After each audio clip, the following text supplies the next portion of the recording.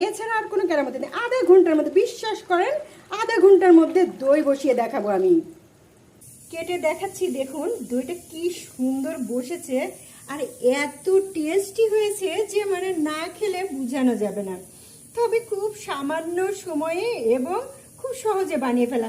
তবে হ্যাঁ, এটাতে ফ্লেভার অ্যাড করতে চাইলে বিভিন্ন রকম বাদাম বেটে কিন্তু এর সঙ্গে যোগ করে দেওয়া যায়, অথবা ভ্যানিলা দেওয়া যায়। যে যে টেস্টে খেতে চান সেই টেস্টেই খেতে পারেন। তবে আমার কাছে দইয়ের টেস্ট মানে এরকম রিয়েলি ভালো লাগে। কখনো কখনো আমি কাজু বাদাম, পেস্তা বাদাম এই জাতীয় কিছু ধরনের বাদাম আমি পেস্ট করে এর সঙ্গে মিশিয়ে দিই।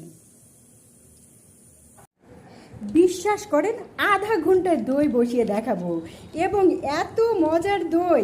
এর ভিতরে আছে টক দই। আমার কাছে ছিল টক দইয়ের একটা কৌটা, সেটা ঢেলে দিয়েছি, আর একটু মিষ্টি দই ছিল অল্প সামান্য, সেটা মিক্স করে দিয়েছি। এই যে এখানে এখানে দুধ ছিল আমার ঘরে, গরুর দুধও জাল করে গাঢ় করে নিতে পারেন। আমার ঘরে পাউডার দুধ ছিল, সেটা আমি জাল করে নিয়েছি। আর এর মধ্যে কনডেন্স মিল্ক দিয়েছি, দিয়ে সুন্দর করে জাল করে নিয়েছি। এই যে মিক্স করা মানে টক দই আর মিষ্টি দই যে আমি এভাবে বিটার দিয়ে বিট করে সুন্দর করে মিক্স করে নিয়েছি, ব্যাস এই মিক্সটাই হলো মানে আসল কেরামতি। এখন এই যে মিক্স করা দইটা, দুধ আর দইটা মানে টক দই, অল্প একটু মিষ্টি দই আর হচ্ছে ঘন করে জাল করে নেওয়া দুধ একসঙ্গে মিক্স করে, এই যে আমি দইয়ের হাঁড়িটা খালি হয়ে একটু মানে দই লেগেই ছিল, ওর সঙ্গে সেই দইটা মাখিয়ে দিয়েছি। আর আমার মাটির এই যে হাঁড়িগুলো ছিল, সেই হাঁড়িগুলোর মধ্যে আমি ঢেলে নিচ্ছি। অল্প কিছুক্ষণের মধ্যে দেখবেন যে আধা ঘন্টায় কি করে দই হয়ে যায়, সেটা দেখলে আশ্চর্য হয়ে যাবেন আপনারা। এবং যখন খুশি তখন বানিয়ে খেতে পারবেন। ভীষণই টেস্টি। আমার পরিবারের সবাই তো ভীষণ পছন্দ করে। আমার বিশ্বাস যে আপনারাও এই দই খেলে একবারে মানে ভুলবেন না এর টেস্টটা। আর হচ্ছে বারবার বানিয়ে খেতে পারবেন খুব সহজে, মোট কথা খুব সহজে।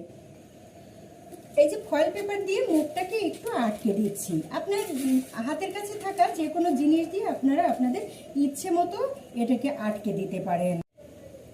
ফয়েল পেপার দিয়ে এই যে দইটা আটকে দিলাম, যে কোনো উপায়ে জাস্ট এই যে হাঁড়িতে পানি বসিয়েছি আর এই যে বসিয়ে দিলাম দইটা। এখন ঢাকনা লাগিয়ে জাস্ট জাস্ট 20 মিনিট আমার দই তৈরি হয়ে যাবে ইনশাল্লাহ। আমি ছোট হাঁড়িটাও বসিয়ে দিয়েছি, এভাবেই বড় হাঁড়িটার উপরেই ছোট হাঁড়িটা বসিয়ে দিয়েছি, একবারে ভাপ হয়ে যাক, কারণ আমার আজকে একেবারেই সময় নেই। এই যে ঢাকনাটা লাগিয়ে দিলাম, জাস্ট আধা ঘন্টা পরে দেখবো যে আমার দইটা হয়ে গেছে। এই যে জালটা জাস্ট আধা ঘন্টা লাগবে না, 20 মিনিটেই হয়ে যাবে।